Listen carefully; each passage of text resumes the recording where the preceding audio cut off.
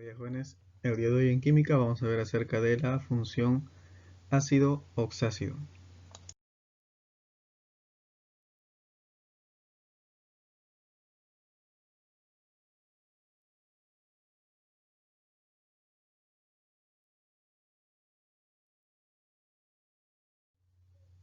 Bien, entonces, de acuerdo a nuestro esquema, tenemos aquí para los no metales, ¿se acuerdan? Cuando combinábamos con el oxígeno se formaba un óxido ácido.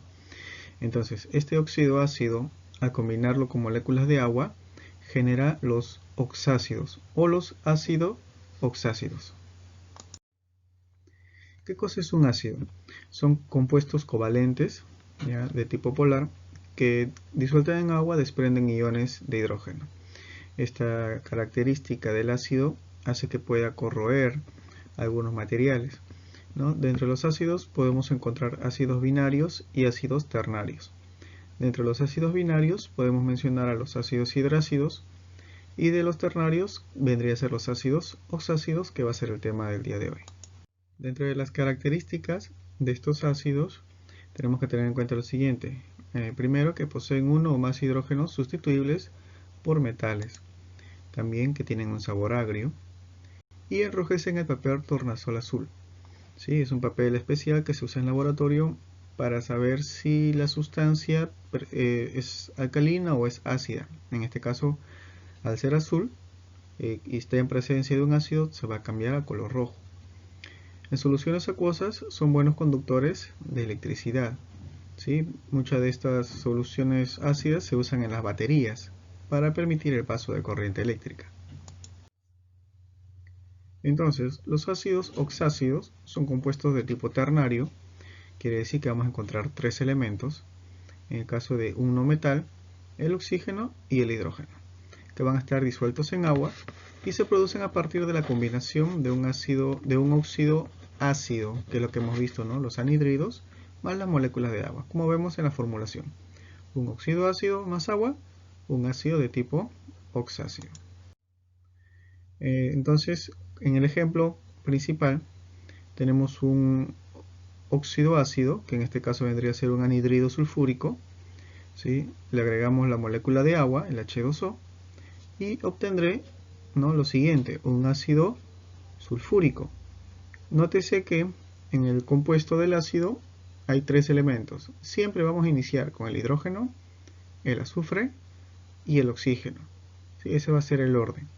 Ahora, la nomenclatura, si tú te das cuenta, el anhidrido cambia y se transforma en ácido.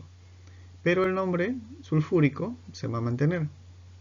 Entonces, para nosotros formar ácidos hay que tener en cuenta cómo se llama su compuesto anterior, o sea, cómo se llama el anhidrido. La nomenclatura que se recomienda para todo lo que son ácidos es la nomenclatura tradicional, ¿sí? Por el momento vamos a dejar de lado la nomenclatura IUPAC y la nomenclatura Stock, que hemos visto en las otras funciones. Ahora vamos a ver solo nomenclatura tradicional. Por lo tanto, debemos usar los prefijos, los sufijos y la raíz del nombre. Por ejemplo, azufre, su raíz de nombre en latín es sulfur, por eso el término sulfúrico. Entonces, de esta forma se van a formar, ¿no?, todos los compuestos de ácidos sulfúricos. Aquí en la nomenclatura, entonces, escribes el nombre del símbolo del hidrógeno, luego el símbolo del no metal y finalmente el oxígeno, como te había indicado. Se balancea la ecuación química sumando la cantidad de átomos que hay en los reactantes. Y para nombrar el compuesto se escribe primero la palabra ácido, que viene a ser la función, y luego procede a escribir el nombre del óxido ácido o anhidrido. En estos ejemplos, nuevamente tenemos aquí al ácido sulfúrico.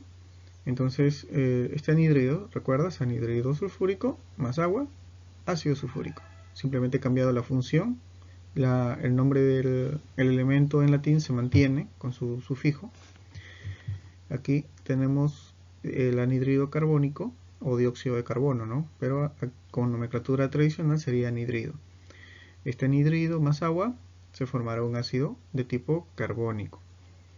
Aquí tenemos el anhidrido, ¿no?, en este caso cloroso. Recuerda que el cloro trabaja con 4 valencias, 1, 3, 5, 7. Está trabajando con 3, cloroso. y cuando se combine con agua tendré el ácido cloroso. Igual, de acuerdo a las valencias va a tener sus nombres, ¿no? Ácido cloroso, clórico, perclórico, ¿no? Va a depender mucho de la valencia con la cual está trabajando el elemento. Bien, entonces ya hemos visto cómo se forman algunos ácidos. En la parte de ejercicios, en la explicación, vamos a explicar otra forma también, utilizando una tabla, de repente más práctica para algunos, para formar ácidos. Ahora vamos a ver un poco acerca del uso de estos ácidos oxácidos. Por ejemplo, el ácido sulfúrico es un compuesto químico altamente corrosivo, cuya fórmula ya hemos visto, ¿no? El H2SO4, y se obtiene a partir del dióxido de azufre, ¿sí? O anhidrido sulfúrico, como se le conoce, ¿no? Por oxidación, con el óxido de nitrógeno, ¿no? En disolución acuosa. Se aplica en la industria para fabricar fertilizantes, ¿no? Como te mencioné también, es parte de las baterías de los vehículos. Se usa como detergente en la parte de los plásticos, en algunas fibras, ¿no? Entonces, tiene una utilidad práctica en la industria el ácido sulfúrico. Tenemos también el ácido nítrico, que es un compuesto químico altamente corrosivo y tóxico. Su fórmula la tenemos aquí, HNO3. Se obtiene también a partir del nitrato de potasio, que es otro compuesto también corrosivo y explosivo incluso. Se aplica en la industria en fertilizantes, explosivos, anilina, nitrobenceno, nitroglicerinas, ¿no? Entonces tiene un amplio uso, ¿no? En la parte industrial también este ácido nítrico. El ácido fosfórico es un líquido, ¿sí? De consistencia de jarabe, sin color ni olor. ¿No? Es una característica muy diferente a los otros tipos de ácidos. Su fórmula H2PO4, sus propiedades está presente en la oxidación, reducción y evaporación. ¿Sí? Son propiedades químicas que tiene este ácido fosfórico. Se usa como agente acidificador de colas, ¿no? Una sustancia líquida muy ácida. La gran cantidad de azúcar que se le añade es para esconder y balancear esa acidez. Entonces, cuando hablamos de colas, no hablamos de pegamento, hablamos de las bebidas, ¿sí? La bebida de gaseosa, por ejemplo la Coca-Cola. ¿Sí? Esta Coca-Cola contiene ácido fosfórico y para que no se sienta, se aumenta la cantidad de azúcar. Por lo tanto, es un compuesto que genera daño. Se aplica en la industria, ¿no? Como ingrediente de bebidas, pegamento de prótesis, catalizador de metales, como fertilizantes, como detergentes. Y bueno, esos son parte del uso que se le puede dar a este ácido fosfórico.